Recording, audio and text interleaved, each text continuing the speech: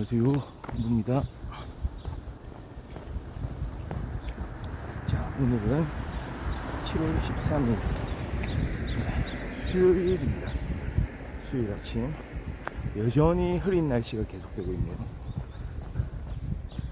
최근 아침에 일어나가지고 맑은 하늘을 본 게 언젠지 잘 기억이 안 날 정도로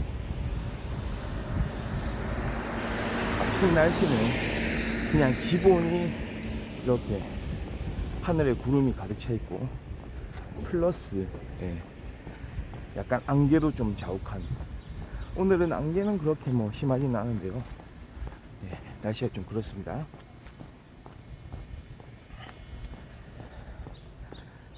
약간 미세먼지 수준 한 보통 정도 되는 것 같고요. 기온이 지금은 그렇게 뭐 높지는 않습니다. 한 23도 정도. 오늘 낮 기온도 그렇게 많이 올라간다고는 하진 않네요.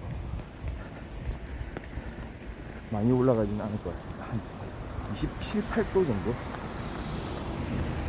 조금 다른 날들보다는 조금 선선한 날이 되지 않을까 싶긴 한데, 또 습도가 높으면 또 다르죠.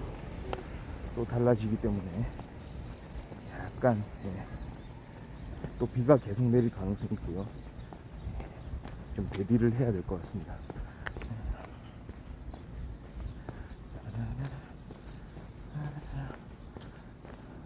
그러니까 말하자면 지금 현재 비가 내리지 않는 이상 이렇게 산책하기 좋은 날씨, 아니나 다를까 오늘은 사람이 엄청나게 많네요. 조금 시간이 좀 늦어서 그런 것도 있는데, 제가 한 6시 한 30분에 시작을 했죠.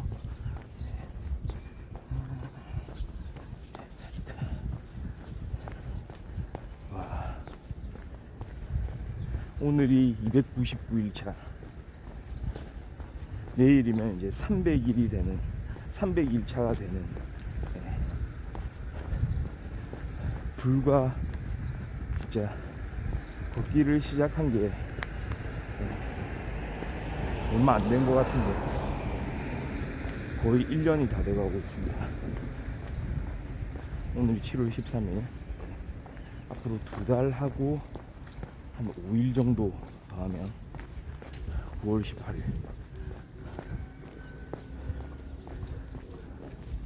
오늘은 약간 경로를 좀 바꿀 필요가 있을 것 같습니다.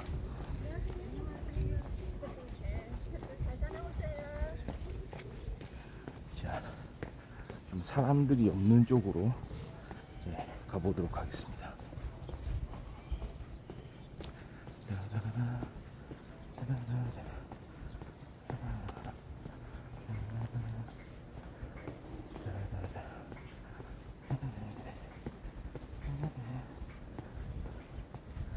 수요일인데 이렇게 사람들이 많은 경우는 좀 처음 보는 것 같은데요? 아닌가? 조금 좀 출발 시간이 늦어서 좀 그럴 수도 있습니다. 한 5분 차가 크거든요. 6시 30분에 뭔가 이렇게 일을 시작하는 사람들이 좀 많더라고요. 이런 공사 현장에서 그 사람들의 움직임일 수도 있고.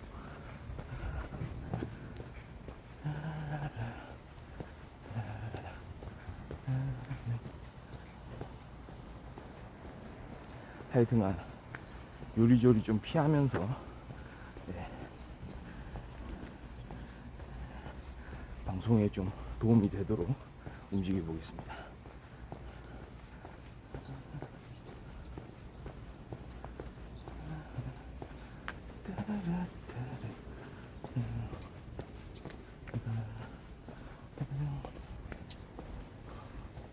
자, 오늘은 좀 일본 드라마 이야기를 좀 해보려고 하는데요.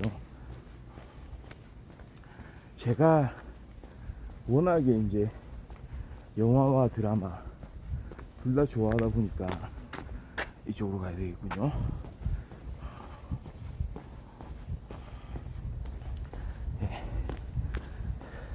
한때 좀 일본 드라마, 그러니까 한국 드라마에 대한 어떤 열풍이 불기 전에, 말하자면 작년 같은 뭐 오징어 게임이라든지 그 후속작들, 그러니까 넷플릭스에서 나오는 드라마라든지 아니면 다른 또 우리 공중파 케이블에서 만들어지는 좀 인기 많았던 드라마, 해외에서도 호평을 받았던 그런 드라마. 뭐 예전에도 사실 있었네요. 한류 드라마에 거의 뭐 원조격인 뭐 겨울연가, 가을동화, 2000년대 초반 드라마들이 물론 있긴 했지만요, 사실은 저 같은 경우는 말이죠, 사실 그렇게, 물론 저도 가을동화랑 겨울연가를 좀 재미나게 보긴 했어요. 특히 가을동화 같은 경우 좀 재밌게 봤죠. 약간 그런 멜로드라마, 출생의 비밀을 갖고 있는 그 당시에 어떤 하나의 이제 공식처럼 이렇게 드라마가, 드라마 이야기의 어떤 공식이 되었던, 어떤 표본이 되었던 그런 출생의 비밀 드라마. 그러니까 이게 참 파급 효과가 커가지고 특히 일본에서 인기가 많았잖아요.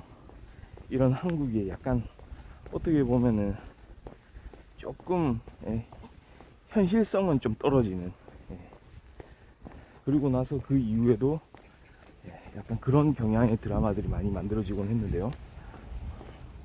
사실은 저 같은 경우는 그렇게 이런 형태의 한국 드라마에는 그렇게 매력을 못 느끼기 때문에 그냥 재밌게 본 거 하고 또 이런 드라마를 찾아서 봐야 되겠다 하고는 다른 거잖아요.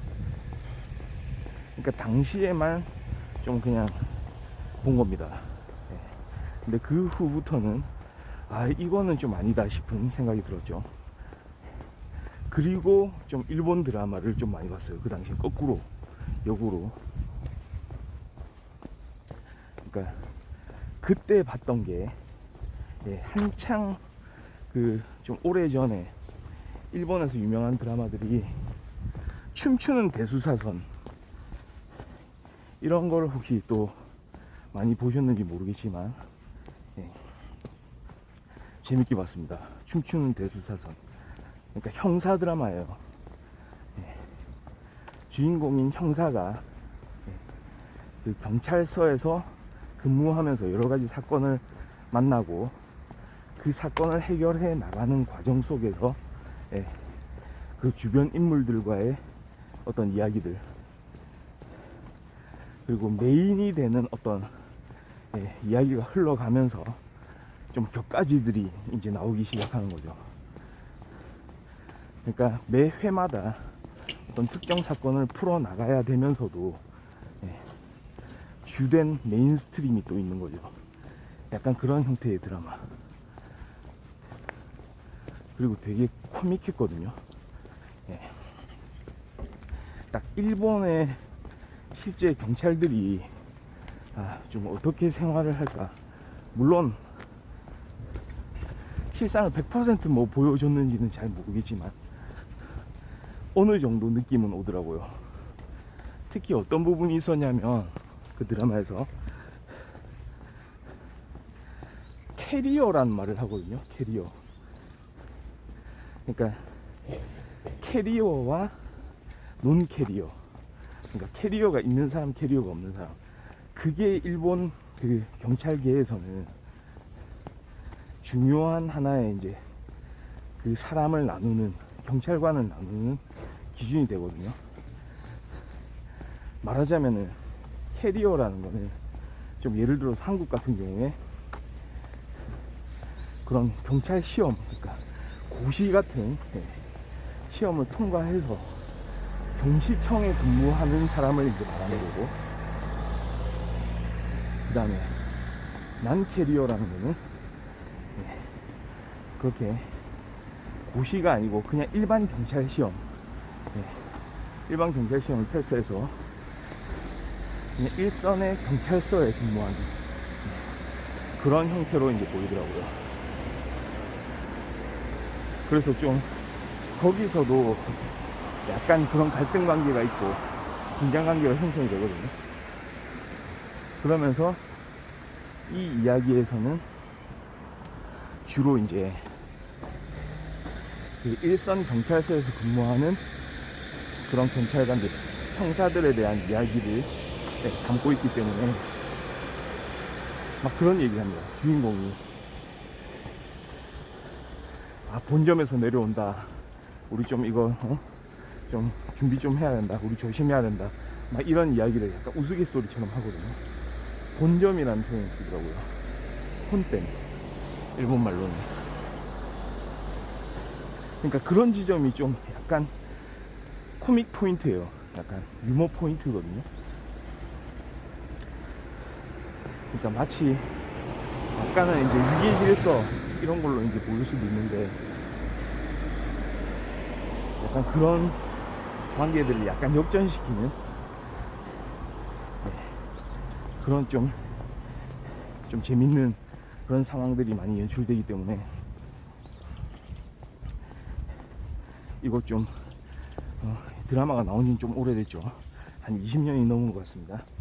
이게 스피노프로도 제작이 많이 돼가지고 영화로도 나왔어요. 춤추는 대수사선 영화 시리즈도 있고요, 번외편도 있죠, 외전도 있죠. 거기에 등장했던 다른 인물들이 또 주인공이 돼가지고, 그러니까 그게 뜻하는 게 뭐냐면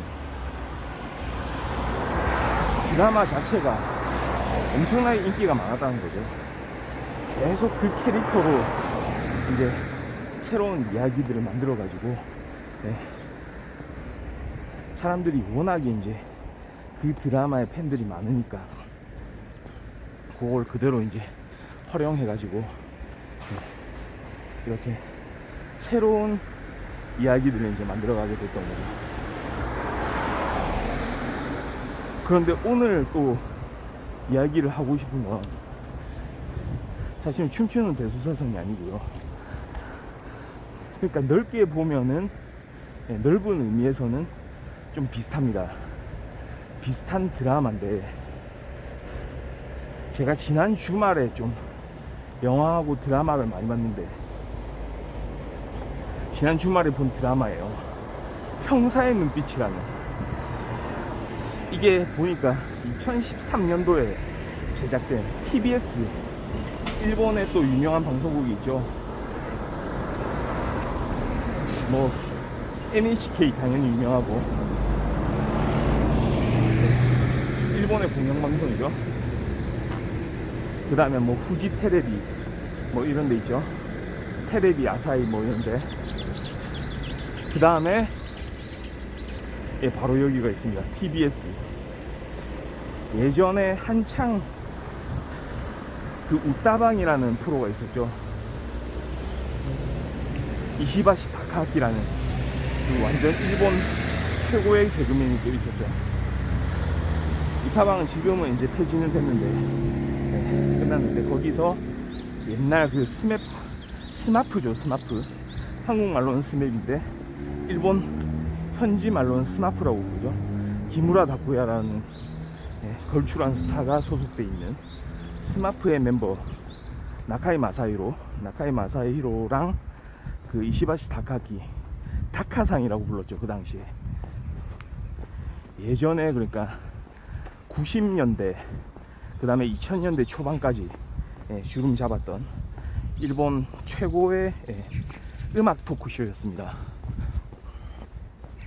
제가 봤을 때는 그 토크쇼가 말이죠, 상당히 우리 한국의 그 라디오스타 있죠.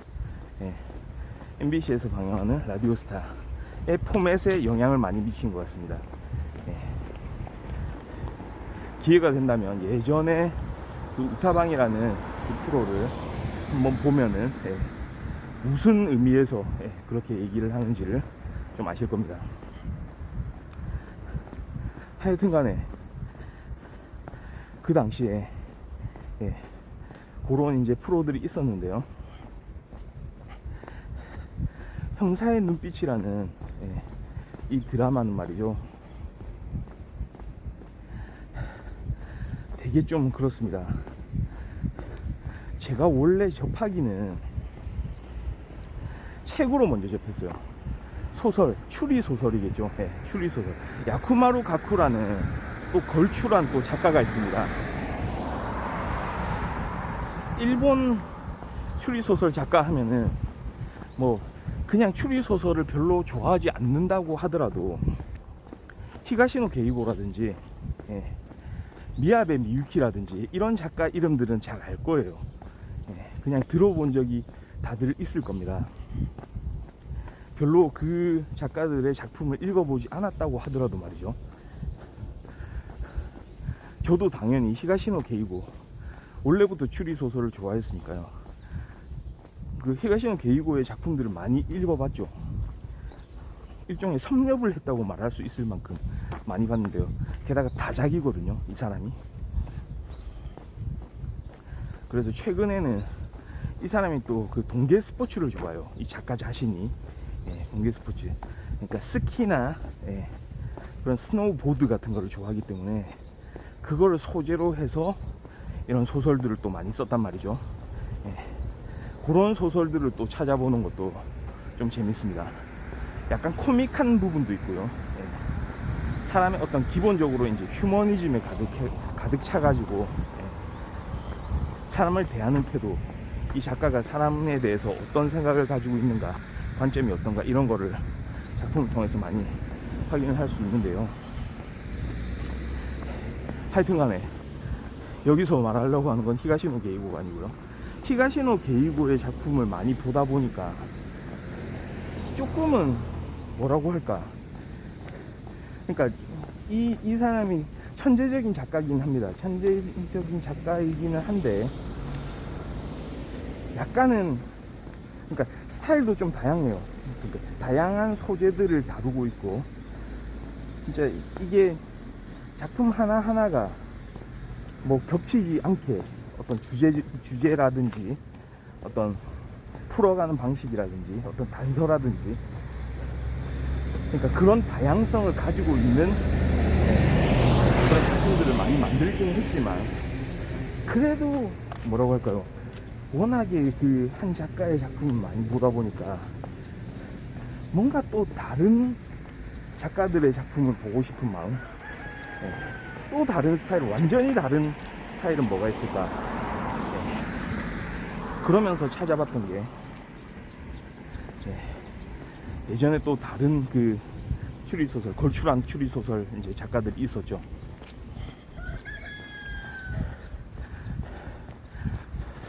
예를 들자면 그 작가 누군가요? 64의 작가, 64 사라진 이틀 64. 갑자기 작가 이름이 생각이 안 나네요. 하여튼간에 그런 작가도 있었고, 그 다음에 제가 이제 이 드라마의 원작을 썼던 원작의 작가 야쿠마루 가쿠의 작품들을 이제 보게 된 거죠. 제가 처음에 봤던 작품은 그겁니다. 돌이킬 수 없는 약속이라는 또 추리소설이 있거든요. 그게 엄청나더라고요. 돌이킬 수 없는 약속. 그러니까 야쿠마루 가쿠의 작품의 특성은 뭐냐면 약간 주관적일 수도 있습니다. 가독성이 좋아요. 그러니까 어떤 작품들보다도, 그러니까 제가 봤던 그런 추리소설들, 제 경우엔 그렇습니다. 가독성이 정말 좋습니다. 문체도 이제 간결하고요. 간결한 문체를 사용하고요. 딱딱 떨어집니다. 논리적으로 정확하고요. 이해에 크게 어려움이 없습니다. 그리고 또 하나 이제 이야기할 수 있는 게, 보통 추리소설들이 좀 그런 면이 있지만 이 작가의 작품들은 특히나 더 그렇습니다. 시각적인 효과가 뛰어나다. 그러니까 어떤 상황을 설명을 해주면 그 상황 자체가 머릿속에 그려져요. 그러니까 그런 식의 이제 작품을 쓰거든요. 그러니까 어떤 사람이 동작하는 장면이라든지 움직이는 장면이라든지 어떤 상황에서 어떤 되게 긴장되는 상황 속에서 빠르게 움직이는 사람의 심리 같은 거 묘사를 엄청나게 잘하거든요. 예, 그런 면에서 형사의 눈빛도 예, 그런 작품이라고 볼 수 있습니다. 사람이 진짜 어떤 무의식의 그 깊은 내면에서 막 나오는 어떤 깊은 심리 같은 거, 예, 왜 이 사람은 이렇게 행동하게 되었는가, 우리는 이 사람의 어떤 행동을 예, 인정할 수는 없지만 이해할 수는 있다, 뭐 이런 거, 그런 모습들을 이제 묘사를 하기도 하고요. 왜 그럴 수밖에 없었는가, 예, 거기에 대한 이제 질문을 가지고 있죠. 의문을 가지고 있는 겁니다. 그래서 사회파 작가라는 말을 또 하기도 하고요. 사회파 작가가, 그러니까 사회파 소설이라는 게 뭐냐면, 어떤 사건이 발생했을 때 이 사건은 그냥 일어나지 않는다는 거죠. 그러니까 그 사건 자체만 들여다보진 않고 그 사회가 그 사건이 일어나게 된 계기, 어떤 사회적인 상황, 그리고 어떤 동기에 의해서 이렇게 움직이게 되었는가, 이 등장인물, 이 사건의 범인들은 예, 도대체 왜 이런 일을 저질렀는가 하는 데에 중점이 맞춰져 있는 그런 작품들을 쓰거든요. 그래서 사회파 작가로 분류되기도 합니다. 예, 주로 사회파 작가라고 하면 미야베 미유키를 들 수 있는데요. 우리 또 되게 유명한 또 영화가 있었죠. 예, 그 이선균 배우와 김민희 배우가 예, 출연했던 그 화차라는 영화가 있었잖아요. 화차 감독이 변영주 감독이었죠. 예, 화차의 원작이 바로 미야베 미유키의 화차입니다. 그러니까 그 화차에서 예, 예, 그런 일어나는 어떤 사건들 있죠. 그 사건들의 이제 이유를, 원인을 파악하다 보면 예, 사회적인 배경이 드러나는 거잖아요. 그런 식으로 이제 영화가 소설이 흘러가게 되는 거죠. 다른 이야기들을 좀 너무 많이 했네요. 하여튼간에 제가 오늘 이야기하는 이 드라마 또는 이 소설은 예, 야쿠마루 가쿠라는 예, 또 이렇게 좋은 추리소설, 엄청난 추리소설을 많이 이렇게 쓰고 있는 예, 야쿠마루 가쿠의 형사의 눈빛이라는 드라마입니다. 이 드라마의 주인공이 시이나 기페이라는 배우인데요. 한국에서는 영화로 약간 야쿠자 역할로 야쿠자 역할을 많이 하는 배우로 이렇게 알려져 있죠. 말하자면은 약간 한국에서도 조금 이런 좀 조폭 역할이라든지 이런 거 위주로 많이 하는 배우들이 있죠. 약간 그런 느낌으로 좀 와닿기도 하는데요. 그런데 이 배우가 이제 주인공이죠. 형사의 눈빛. 그러니까 말하자면 이 배우가 연기하는 형사의 그 눈빛을 말하는 겁니다. 그러니까 이 형사는 각종 사건을 풀어가면서, 그러니까 대원칙은 춤추는 대수사선하고 좀 비슷해요. 각 화마다 특정 사건들이 있고 그 사건들을 풀어나가는 과정 속에서 그 사건이 왜 일어났는지에 대해서 관심을 갖게 되고, 그거를 이제 한꺼풀 한꺼풀 벗깁니다. 다른 형사라면 드러난 사건을 해결하는 데만 관심을 갖겠지만 이 시이나 기페이가 연기하는 나치메라는 형사거든요. 이 나치메라는 형사는 자기 자신도 어떤 이제 좀 아픔을 가지고 있는, 그런 아픈 배경을 가지고 있는 형사이기 때문에 좀 독특합니다. 그 범인이 왜 그런 범죄를 저질렀는지까지도 파악을 해내는 거거든요. 그 동기를 알기 시작하면서부터는 사건 해결에 다른 의미에서의 탄력이 붙기도 하거든요. 이 사람이 이런 이유를 가지고 있기 때문에 이런 식으로 생각했을 것이다, 이런 식으로 행동했을 것이다, 그런 것들이 유추가 되기도 합니다. 그러니까 다른 형사들이 바라보지 못하는 관점, 그거를 이 나침의 형사는 그 사람을 이렇게 냉정하게 사건 자체를 파헤치기도 하면서, 그 다음에 한편으로는 대단히 인간적인